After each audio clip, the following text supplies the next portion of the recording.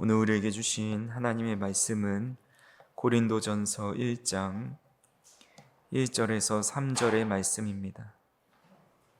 하나님의 뜻을 따라 그리스도 예수의 사도로 부르심을 받은 바울과 형제 소세네데는 고린도에 있는 하나님의 교회 곧 그리스도 예수 안에서 거룩하여지고 성도라 부르심을 받은 자들과 또 각처에서 우리의 주 곧 그들과 우리의 주 되신 예수 그리스도의 이름을 부르는 모든 자들에게 하나님 우리 아버지와 주 예수 그리스도로부터 은혜와 평강이 있기를 원하노라. 아멘. 오늘도 이 자리에 나오신 우리 모든 성도님들에게 우리 하나님 아버지와 주 예수 그리스도로부터 은혜와 평강이 함께 하시기를 간절히 소망합니다. 우리가 오늘부터 바울 서신 중에서도 가장 분량이 방대하고 또 가장 많은 문제를 다루고 있는 고린도 전서의 말씀을 가지고 함께 묵상하고자 합니다. 오늘 말씀을 시작하기에 앞서서 고린도라는 도시와 그곳에 세워진 교회가 어떤 상황에 놓여 있는지 간단히 살펴보고자 합니다.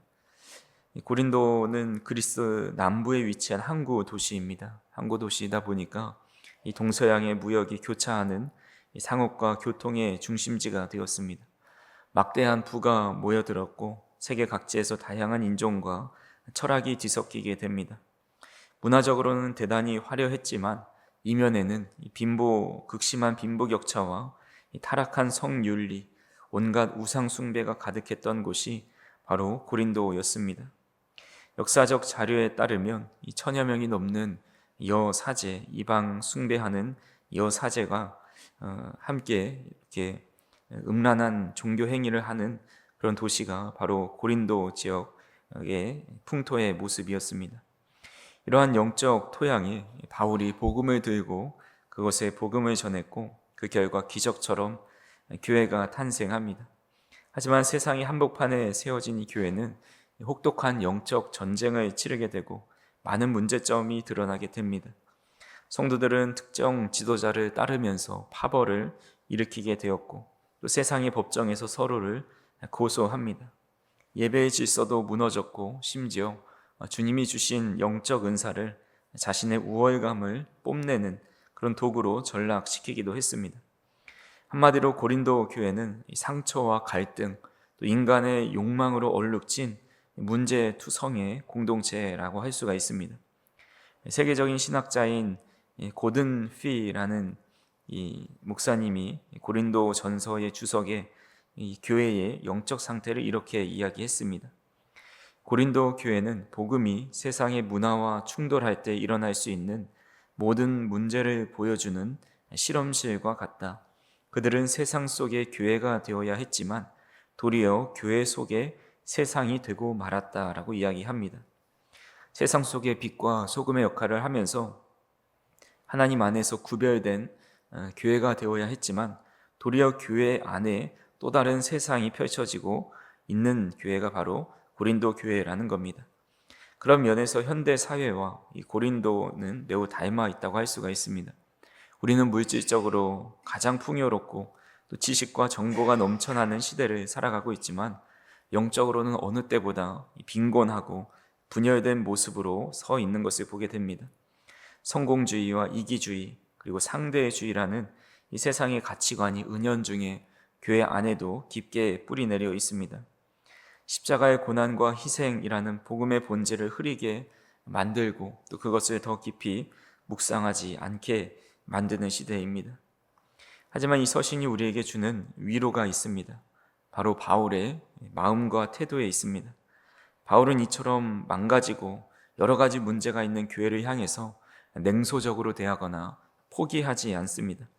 그는 참 목자의 심정으로 문제의 표면적인 것들을 넘어서서 근본적인 영적인 질병을 진단하고 오직 십자가에 못 박히신 예수 그리스도라는 유일하고도 절대적인 해답을 처방하고 있습니다. 그래서 어떻게 보면 매우 불편한 서신이기도 하고 이 서신서를 읽으면 마음을 힘들게 하는 것 중에 하나가 바로 고린도 전서입니다. 하지만 우리의 마음을 불편하게 하고 하는 말씀뿐만 아니라, 마음을 편하게 하는 말씀뿐만 아니라 우리에게 찔림을 주고 또 불편하게 하는 말씀을 통해서 우리 안에 숨겨진 이 영적인 문제들을 함께 빛 가운데로 드러내서 또 그것을 잘라내고 제거하는 시간이 되었으면 좋겠습니다. 세상의 거센 물결 앞에서 휘청거리는 우리의 연약함이 치유되고 또 우리의 공동체가 교회 속의 세상이 아니라 세상 속에서 바르게 선 하나님의 교회로 변화되는 귀한 시간이 되기를 소망하면서 우리가 이 고린도전서를 함께 묵상하고 또 이것을 놓고 함께 기도하는 귀한 시간이 되기를 간절히 소망합니다. 오늘 본문 1절과 2절의 말씀을 자세히 들여다보면 바울이 의도적으로 반복해 사용하는 중요한 단어가 있습니다. 그것은 바로 부르심이라는 단어입니다. 1절에서 사도 바울은 자신을 가리켜서 하나님의 뜻을 따라 그리스도 예수의 사도로 부르심을 받은 자다라고 소개하고 있습니다. 또한 2절에서도 고린도의 교인들을 향해서 그리스도 예수 안에서 거룩하여지고 성도라 부르심을 받은 자들이다라고 명시하고 있습니다. 사도 바울이 사용한 이 부르심이라는 단어는 그가 생각하는 교회 공동체가 무엇인지를 잘 알려주고 있습니다. 교회는 인간적인 노력으로 모인 교회가 아니라 하나님의 주도적인 부르심을 받은 사람들이 모여 있는 것이라는 것이 바로 바울의 교회론 중에 하나입니다. 하나님께서 먼저 바울을 부르시지 않았으면 그는 평생 교회를 핍박하는 그런 자로 역사에 길이 남았을 것입니다. 고린도 교회 성도들도 하나님께서 먼저 부르지 않으셨다면 그들 역시 여전히 우상을 숭배하고 타락한 문화 속에서 멸망의 길로 걸어갈 수밖에 없었습니다. 우리도 마찬가지죠. 우리는 종종 내가 교회를 선택하고 내가 결단해서 신앙생활을 한 것이다 라고 생각을 합니다. 하지만 구원의 역사에 있어서 우리의 공로는 조금도 존재하지 않습니다. 우리가 함께 모여서 주님의 이름으로 이 자리에 모여서 성도가 된 것은 결코 우리의 자격이나 선한 의지나 종교적인 열심 때문이 아닙니다. 철저히 하나님의 주권적인 개입이 있었습니다. 그렇게 우리가 부르심을 받았다는 것은 단순히 종교적인 모임이나 사교적인 모임의 초대가 아닙니다. 세상과 구별된 거룩한 백성, 곧 성도로 살아가라는 사명의 부르심이고 함께 교회를 세워가기 위한 부르심이라고 할 수가 있습니다. 본문 2절 하반부에 보시면 이 부르심의 은혜가 단지 고린도라는 한 지역에만 머물지 않음을 보게 됩니다. 각 처에서 우리 주, 곧 그들과 우리의 주 되신 예수 그리스도의 이름을 부르는 모든 자들에게 라고 말씀하고 있습니다. 우리 또한 특정한 사람을 부르신 것이 아니라 각 처에 살아가고 있는 너무나도 다른 사람들을 우리를 불러주셨습니다. 그래서 우리 가운데 누구 한 사람도 그 사람이 왜 왔는가 하는 사람 없이 모두가 하나님의 주권적인 부르심에 응답하여서 이곳에 모인 사람들이라는 사실을 늘 기억해야 합니다. 우리 옆에 있는 성도들, 함께 신앙생활하는 그 사람들을 하나님께서 부르셨다라는 것을 우리가 그 시선으로 바라본다면 그 사람을 전혀 다른 모습으로 생각할 수 있게 되는 겁니다. 그렇게 하나님이 부르신 사람들이 모여 있으니 이 교회는 누구의 교회가 되겠습니까? 바울은 2절 첫 부분에 보니까 고린도에 있는 하나님의 교회라고 부르고 있습니다. 바울은 하나님이라는 주어를 명시해서 교회의 진정한 소유자가 또 통치권을 누구에게 있는지 바로 이 편지의 첫 머리에 분명히 짚어주고 있습니다. 사실 사도 바울은 고린도 교회를 개척한 영적인 아비이고 설립자입니다. 그 척박하고 타락한 항구 도시에 십자가의 복음을 들고 씨앗을 뿌렸고 눈물로 교회를 일구어냈습니다.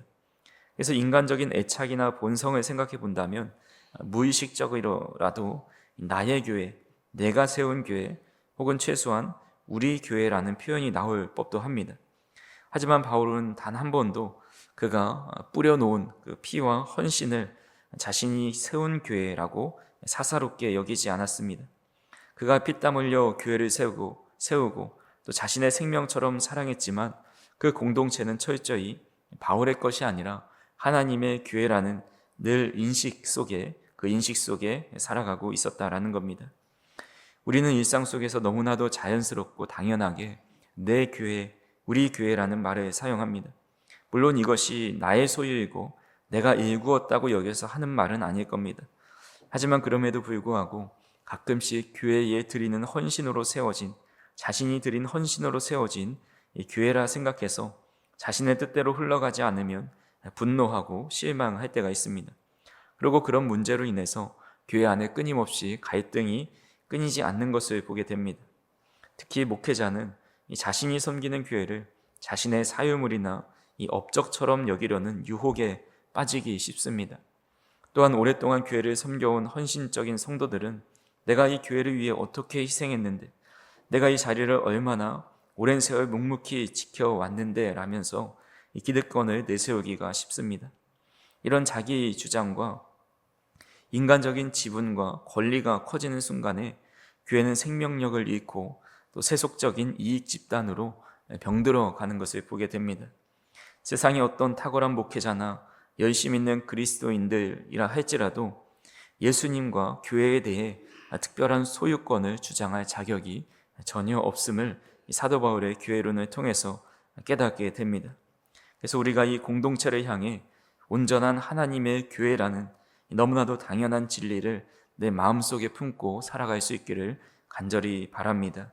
하나님은 누구보다 하나님의 교회를 사랑하시고 사람과 비교할 수 없을 만큼 깊고 넓은 지혜로 교회를 가장 아름답게 빚어 가십니다.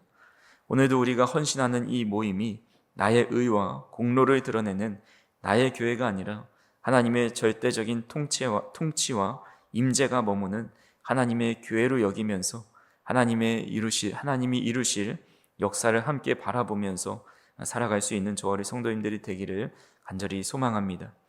우리가 마지막으로 살펴볼 것은 오늘 본문에 특별한 인물이 한 명 나옵니다. 1절에 보니까 공동 발신인으로 기록되어 있는 그의 형제라고 소개하는 이 소스데네라는 사람입니다. 사도행전 18장에 보면 사도 바울이 전도할 때에 그는 유대 회당의 최고의 지도자였습니다. 전임 회장이었던 그리스보가 바울의 전도를 받고 기독교로 개종합니다. 그때 유대인들이 위기감을 느끼고 소스데네를 새로운 유대 회당장으로 이렇게 임명하게 됩니다. 그는 유대교의 전통을 수호하기 위해서 누구보다 앞장서서 바울을 대적하고 또 무리를 선동해서 바울을 로마 총독 갈리오의 법정으로 끌고 가서 고발했던 이 기독교의 적대자였습니다. 그토록 복음을 핍박하고 바울을 향해서 증오감을 나타냈던 그가 복음으로 변화되어서 바울의 가장 든든한 형제가 되어 있습니다. 바울을 감옥에 집어넣으려 했던 자가 바울과 나란히 이름을 올리면서 자신이 한때 핍박했던 고린도 교회를 향해서 함께 편지를 쓰고 있습니다. 과거 1960년대 초에 무신론자들이 만든 영국 옥스포드 대학의 인본주의 자협회가 있습니다. 그 협회의 회장이 기독교로 개종하는 충격적인 일이 벌어졌고 이 조직이 큰 혼란에 빠져서 임시 총회를 열고 새로운 회장을 선출합니다. 하지만 불과 몇 주 지나지 않아서 또 그 신임 회장마저 예수님을 영접하여 다시 임시 총회를 열어야 했던 그런 역사가 기록되어 있습니다. 이 소스데네의 회심이 바로 이런 인본주의 신념과 열정으로 가득했던 변화 불가했던 사람의 변화와도 같습니다. 이것이 바로 우리가 믿는 십자가 복음이 가진 놀라운 능력입니다. 사람의 근본을 뒤집어 엎는 강력한 힘이 복음 안에 담겨 있습니다. 우리는 우리의 기준과 경험이라는 이 좁은 틀에 갇혀서 하나님의 능력을 제한할 때가 있습니다. 저 사람은 절대 안 변해, 우리 남편, 우리 자녀는 절대 변할 수 없어라며 지레 포기하고 기도의 줄을 놓아버릴 때가 있습니다. 하지만 소스데네의 이 놀라운 변화는 우리에게 분명히 말씀하고 있습니다. 하나님의 은혜가 미치지 않는 곳은 아무것도 없고 도저히 구원받지 못할 만큼 하나님과 멀리 떨어진 영혼은 결코 존재하지 않는다라는 사실입니다. 소스데네와 같이 교만하고 완악했던 우리를 먼저 찾아와서 십자가의 사랑으로 변화시켜 주시고 영광스러운 성도로 부르신 그 예수님의 능력이 우리 주변의 모든 사람들에게도 함께 임할 수 있다라는 사실입니다. 그래서 우리가 먼저 이 십자가의 놀라운 은혜를 입은 자로서 우리 주변의 어떤 영혼에 대해서도 섣불리 절망하거나 포기하지 않으실 수 있기를 간절히 소망합니다. 그래서 오늘 이 새벽 기도의 자리에서 우리의 힘으로는 도저히 바꿀 수 없는 이 완고한 영혼, 또 기나긴 핍박과 또 우리의 마음을 무겁게 하는 누군가가 있다면 그분을 위해서 기도하실 수 있기를 바랍니다. 바울을 고발하던 소스데네를 복음의 동역자로 변화시키신 그 성령의 역사가 오늘 우리가 눈물로 품고 엎드려 기도하는 그 영혼 가운데도 동일하게 임하기를 기도할 때에 그 믿음과 기도대로 일어나는 역사가 저 우리 성도인들의 삶 가운데 함께 하시기를 간절히 소망합니다. 기도하시겠습니다. 사랑과 은혜가 풍성하신 하나님 아버지, 참으로 허물이 많고 연약한 우리를 포기하지 않으시고 십자가 은혜로 거룩한 성도로 변화시켜 우리를 불러주시니 감사를 드립니다. 우리가 늘 하나님을 찬양하고 겸손하게 섬기고 이름 없이 빚도 없이 주님께 헌신한다 여기면서도 마음 한구석에는 여전히 내 뜻대로 교회를 이끌어 가려고 하는 교만과 이기적인 소유욕이 있었음을 주님 앞에 고백합니다. 나의 교회라는 영적인 착각과 헛된 기득권을 주님 앞에 내려놓고 오직 하나님의 주권과 통치만이 살아 숨쉬는 주님의 교회, 하나님의 교회로 우리 공동체를 늘 새롭고 또 영적으로 충만하게 빚어주시고 만들어 주시옵소서. 무엇보다 오늘도 우리가 눈물로 품고 기도하는 사랑하는 가족과 또 변하지 않는 이웃들의 영혼들의 위에 기도할 때에 성령의 불로 임하여 주셔서 우리의 힘으로 절대 변하지 않을 것 같은 그들의 굳은 마음이 완전히 녹아지고 주님 앞에 온전히 나아갈 수 있는 기적이 우리의 삶 가운데 펼쳐질 수 있도록 인도하여 주시옵소서. 주님 앞에 나오며 10분의 11조와 또 주정 예물로 주님 앞에 드립니다.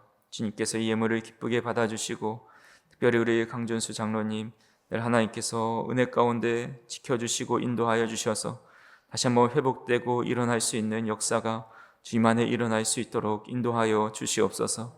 하나님의 은혜가 충만히 임할 수 있도록 인도하여 주시고 치유하고 회복시켜 주시고 모든 염증은 사라질 수 있는 하나님의 치료의 손길 여호와 라파의 은혜가 그곳에 임할 수 있도록 주님께서 인도하여 주시옵소서. 한동실 권사님 마음 가운데 굳센 믿음 더하여 주시고 하나님이 주시는 참된 평안과 위로로 덧입혀 주시고 지치지 않고 피곤치 않도록 성령의 강건하심으로 체력으로 부족하지 않도록 인도하여 주시옵소서. 오늘도 우리가 함께 기도하는 이 기도를 들어 응답하여 주시고 하나님의 놀라운 기적의 역사가 나타나기를 간절히 소망하오니 하나님 친히 역사하여 주시고 일하여 주시옵소서.